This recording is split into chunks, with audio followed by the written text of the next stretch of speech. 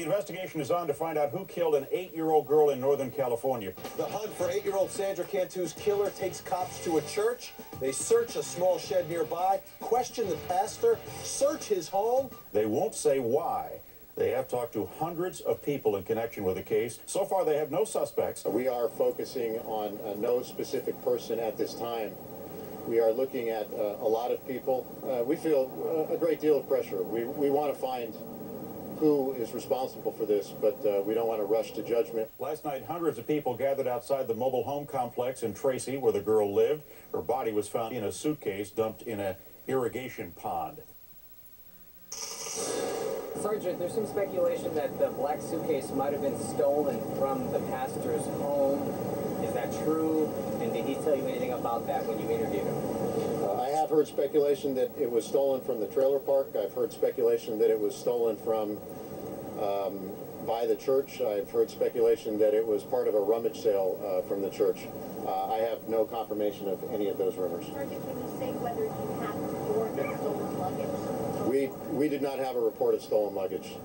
I've checked with the sheriff's office, and according to them, they have no report of a stolen luggage from this area either. Sandra Cantu, 8 years old. You see her there skipping, literally skipping along the street with happiness, just joyful. Within a few hours after this video was taken, this little girl was murdered. Straight out to Sebastian Kuntz with KNEW Radio. Sebastian, I told you last night that suitcase is going to go straight back to the killer. What can you tell me about the suitcase, and who is this pastor? The pastor is Pastor Lane Lawless of the Clover Road Baptist Church there in Tracy. He lives in the trailer park that Sandra lived in, and he was his church that, as you heard the sergeant addressing earlier in the press conference, was this suitcase that Sandra was apparently found in may have been, at least reportedly, headed for some kind of rummage sale and may have been stolen. There were no police reports the day that Sandra went missing of luggage that was stolen, but it's estimated that's when the suitcase was in fact taken. And again, the just enormous grief. The suitcase was taken the day that she went missing? It's not entirely clear. The police can't confirm that, but that is what we're hearing from the people saying this, telling us this story, is that, again, there are rumors that it was either stolen from a church member's house, or sort of maybe the back seat of their car, as it was headed for this rummage sale, or also possibly from the church. I know the FBI was on scene at this church, both inside and sort of underneath in a crawl space, trying to seek out evidence, and there is in fact reports that some evidence was taken away by the FBI agents in those searches, among them a pair of gloves and also a paper towel. With me, Sebastian Kuntz from KNEW Radio. Right now, a special guest joining us, Sergeant Tony Shinneman. He's outside the Cantu home. He is the PIO of the Tracy Police Department. Sergeant Shinneman, thank you for being with us. I understand a crawl space of that church was searched? Nancy, the judge has asked us to seal all of the warrants, and I can't comment on any information contained in the warrants or the affidavits to obtain the warrants.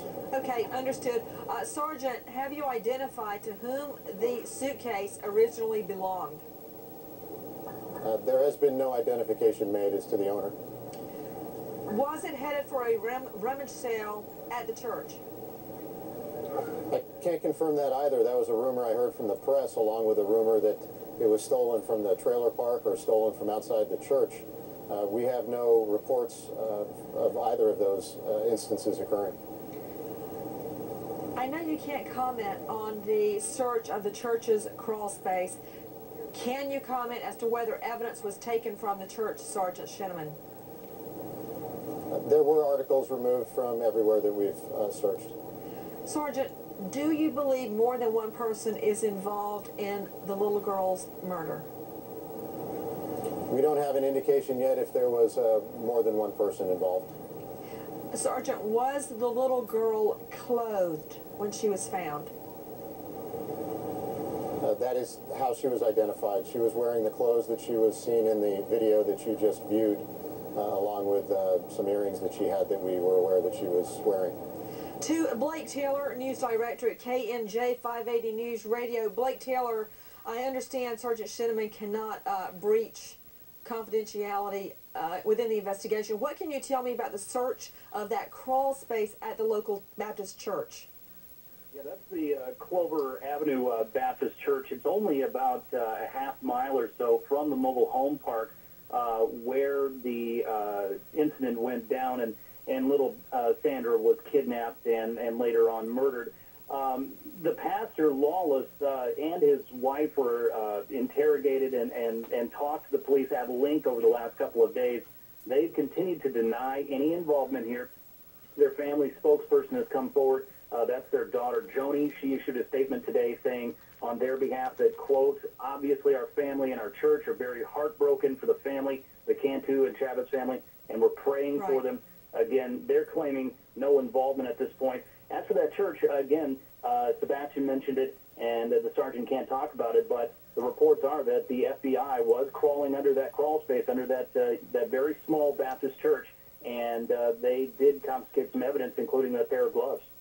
Joining me right now, Dr. Michael Arnall, board-certified forensic pathologist, joining us out of Denver, Colorado. Doctor, if the little girl's body was submerged there in that retention pond for about 2 weeks, will they be able to determine cause of death? Yes, if there are bruises or broken bones, if there are bruises in the neck or the hyoid bone in the neck are broken, they would be able to determine a cause of death. They're also going to be looking for evidence of a sexual assault. So if there's any type of lacerations in that area, they might still be able to see that. To Sergeant Shinneman, was she folded up inside the suitcase? Her body was not dismembered in any way, was it? I don't have any information from the coroner's report yet, so I can't answer your question. Okay, but the autopsy is complete, yes? I'm told that that may be the case, but until we receive their return, I don't have any information about what they found. The latest wires are stating the autopsy is complete, but we don't know cause of death yet. Mark Class, weigh in.